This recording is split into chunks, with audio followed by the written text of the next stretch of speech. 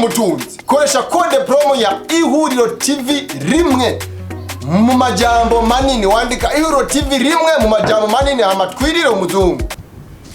Itangazo rya leta y'u Burundi kwigenekezo rya 2025 ruhuhuma umwaka wa 2024 mu gihe cy'isaha 3:30 z'ijoro, umugwi w'iterabwoba witwaje ibigwanisho Red Tabara warateye umuryango wari usanzwe uri mu Kigandaro Iburinga, aho ni muri commune Gihanga mu ntara ya Bubanza. Ico gitero kigayitse cyarahitanye abantu n'ibintu bitari bike birahononekarira. Ibitigiri by'ivyononekaye ni bikurikira: abantu 9 baritavye Imana bahitanywe n'ico gitero kigayitse, harimwo abakenyezi 5, hakabamo n'umusirikare umwe yaraje gutabara. Abantu 5 barahakomerekeye muri ico gitero kigayitse, hakaba harimwo abakenyezi 3. Kuvyerekeye ibintu vyononekaye, imodoka yarimo umuntu yari yitavye Imana bari batwaye mu buruhukiro yaraturiwe. Hari n'imodoka imwe n'ipikipiki imwe zari zihagaze muri ico kibanza zaraturiwe. Ingoro y'umugambwe CNDD-FDD muri ako karere yarononywe. Leta y'u Burundi irateye ivyatsi ico gitero kitagira izina cakorewe bene gihugu bitekaniye, mbere bari basanzwe bibereye mu Kigandaro mu mubabaro. Leta y'u Burundi irahojeje imiryango yaburiye abayo muri ico gitero kigayitse, abakomeretse nabo ibipfurije gukira vuba.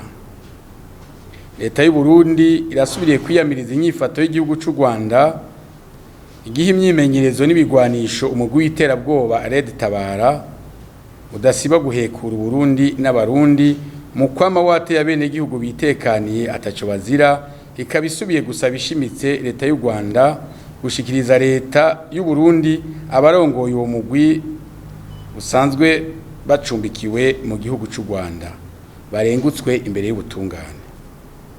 Leta y'u Burundi irongeye kwemeza ko ibandanya gutsimbataza amahoro n'umutekano, ikabisaba amakomite y'umutekano kurushiriza kurikanura abene gihugu bagume bafatanye mu nda, bagira urunani mu ntumbero yo gukinga no gutuza ibitero nk'ivyo, atakindi babigamije atari ugushira Uburundi mu marira.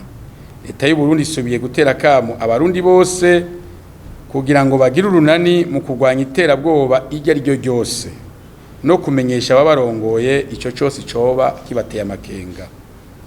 Ukubungabunga amahoro n'umutekano n'uruhara rw'umwe wese, kandi ni igikorwa kigaragaza ugukunda igihugu. Bujumbura kuwa 2026 ruhuma mwaka wa 2024, Munyamabanga mukuru wa leta. En date du 25 février 2024, vers 21h30, des terroristes du groupe Red Tabara, armés de fusils, ont attaqué un ménage en plein deuil dans la localité de Buringa, en commune Gihanga, en province de Bubanza.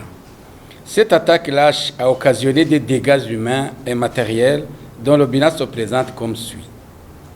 Dégâts humains: 9 personnes mortes sur le champ, parmi elles 6 femmes et 1 militaire qui intervenait pour secourir la population. 5 personnes blessées, parmi elles 3 femmes. Dégâts matériels: un véhicule incendié avec la dépouille mortelle qu'il transportait à la morgue. Un autre véhicule et une moto garée sur place incendiée. La permanence du parti CNDD-FDD vandalisée. Le gouvernement du Burundi condamne cette attaque. Le gouvernement du Burundi condamne cet acte ignoble et barbare contre une population innocente surprise en pleine circonstance de deuil. Le gouvernement du Burundi présente ses condoléances les plus attristées aux familles qui ont perdu le leur au cours de cette attaque terroriste et souhaite un prompt rétablissement aux personnes blessées.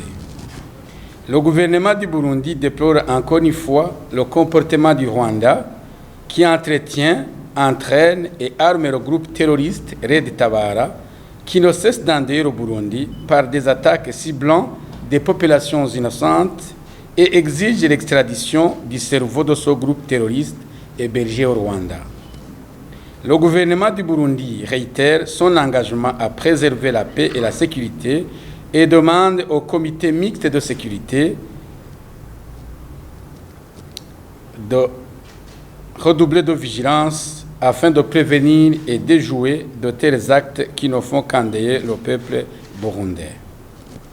Le gouvernement du Burundi réitère son appel à tous les Burundais pour faire un front commun contre toute forme de terrorisme et communiquer aux autorités compétentes tout mouvement suspect. La préservation de la paix est une responsabilité citoyenne et patriotique. Bujumbura, 26 février 2024, secrétaire général de l'État.